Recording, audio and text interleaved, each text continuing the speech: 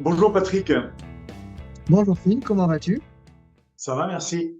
Je voulais te parler d'inflation aujourd'hui parce que je pense qu'il y a au niveau de l'inflation une mauvaise compréhension de ce qu'est l'inflation.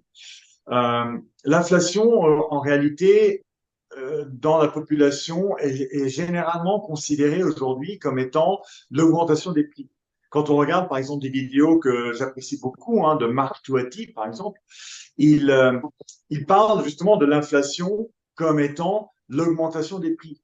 Donc il y a une confusion, à mon avis, ou un amalgame entre l'inflation qui est en réalité l'augmentation de la masse monétaire, et ça c'était la définition de l'inflation jusqu'à peu près jusqu'au niveau des années 70, lorsque disons les accords de Bretton Woods ont éclaté. On peut revenir après aux accords de Bretton Woods, mais à ce moment-là, il y a eu une transformation de la définition de l'inflation.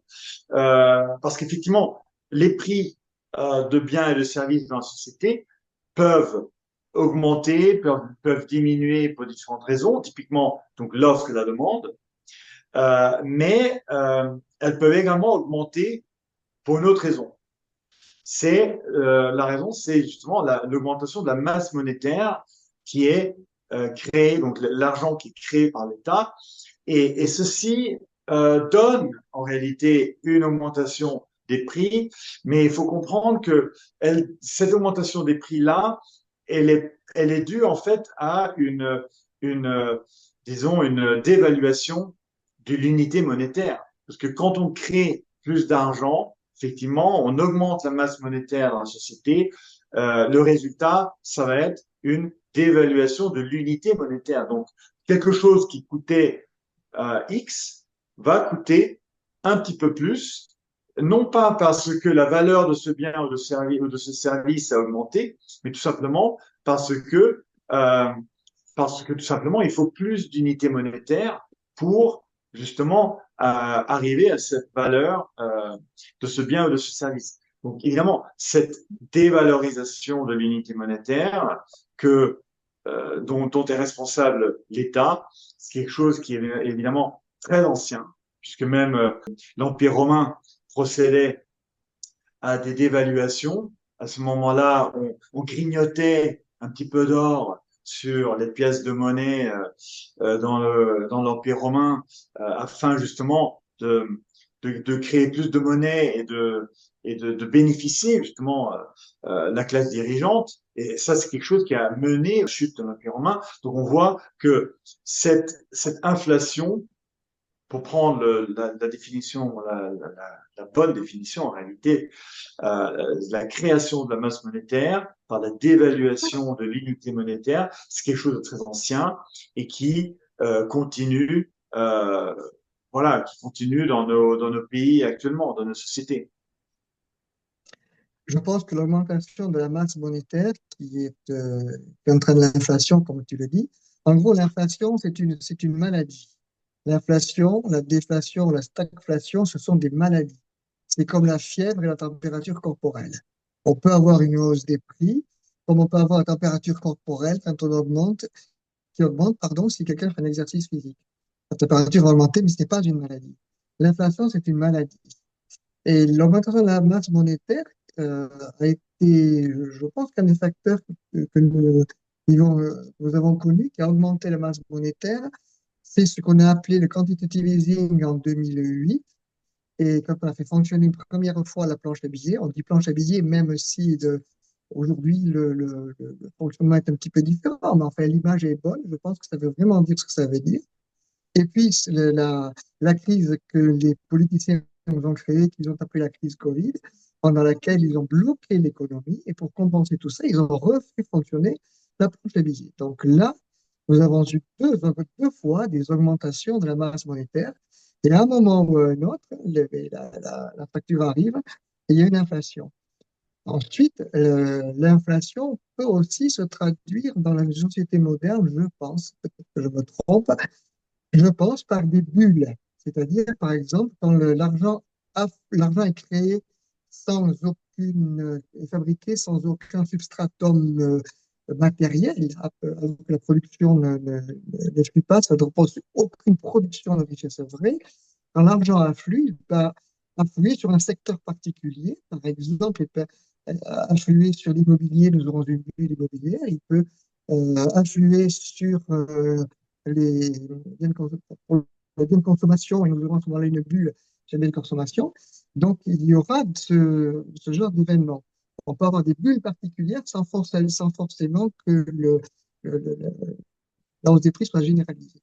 Et puis, il y a aussi la hausse des prix dont tu parlais. Alors, la hausse des prix ou la baisse des prix, ce sont des informations. Quand un prix monte, ça veut dire qu'il y a la demande et l'offre ne sont pas connectées. Et quand le prix monte, ça veut dire que la demande est supérieure à l'offre.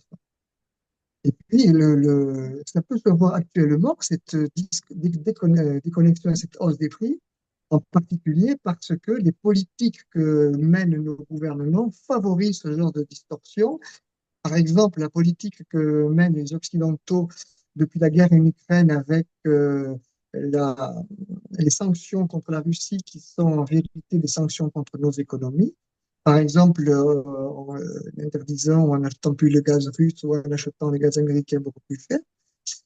Quand nous avons une énergie abondante et bon marché, c'est intéressant. Quand nous avons une énergie rare et chère, les prix vont augmenter, mais ce sont les prix qui sont entraînés par le marché de l'énergie.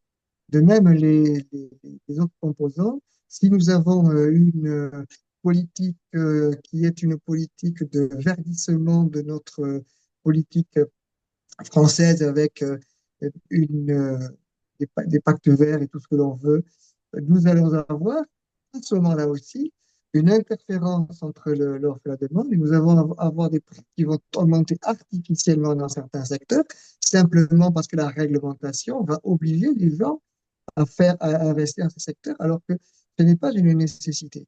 Donc, il y a au moins deux choses. Il y a l'inflation qui est liée à l'augmentation de la masse monétaire et puis la variation des prix qui est liée qui est une information sur l'offre et la demande. Et cette information sur l'offre et la demande est perturbée par l'intervention de l'État dans l'économie. Les prix que nous avons ne sont pas des informations, ce sont des marqueurs politiques. Beaucoup de prix en France sont administratifs. D'ailleurs, les vrais prix libres en France ils sont extrêmement rares. Le prix de l'énergie est un prix administratif. Le prix même des biens de consommation sont des prix administratifs parce qu'ils sont tous écrasés de taxes à un moment ou à un autre. Soit sur la production, soit quand ils sont produits, soit quand ils sont vendus. Mais les prix que nous avons en France sont des informations politiques qui donnent plus d'informations sur ce que souhaite le gouvernement que sur la vérité de l'abondance ou de la non-abondance d'une matière ou sur sa raréfaction liée à une politique et pas liée à une raréfaction de la matière elle-même. Je pense par exemple à l'énergie. L'énergie est abondante en ce moment dans le monde, mais la France ou l'Europe raréfient et renchérissent leur énergie. Oui, c'est exactement ça. Donc, on a effectivement deux phénomènes. Les deux sont générés et créés par l'État. Un, c'est ce que tu dis, c'est donc l'impact sur l'offre et la demande d'intervention de l'État. Et l'exemple que tu as donné actuellement avec les sanctions sur la Russie qui impactent le marché de l'énergie. Donc ça, c'est une sorte d'intervention étatique. Là, on n'appelle pas ça inflation. Et ensuite, nous avons donc l'inflation qui également a un impact sur les prix vers le haut, car c'est une dévaluation donc de la valeur de l'unité monétaire.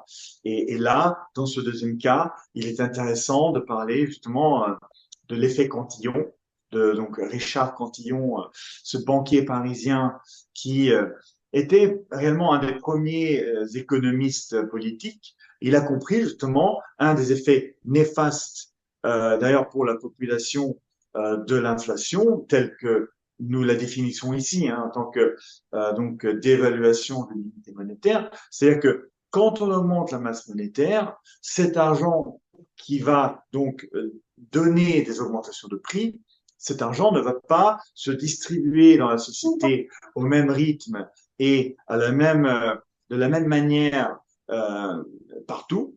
Et ça va prendre du temps avant que cette augmentation de prix atteigne tous tous les différents secteurs de la société. Et donc, ceux qui vont d'abord avoir accès à, à ces fonds nouveaux lors de la création monétaire, c'est typiquement les banques, les dirigeants, donc l'élite financière d'une société, elle va avoir la possibilité justement de bénéficier de prix qui n'ont pas encore tout à fait augmenté. Et quand nous attendons, quand l'argent disons, circulé dans la société, les prix auront déjà augmenté et à ce moment-là, le reste de la société ne pourra pas donc avoir autant de bénéfices. Elle devra payer davantage pour énormément de biens et de services. C'est pour ça d'ailleurs qu'on appelle l'inflation une taxe régressive parce qu'elle touche typiquement la population qui est la moins bien connectée la plus éloignée, je dirais, des centres de pouvoir dans la société. Voilà. Ben, merci, Patrick. Merci Phil, à bientôt.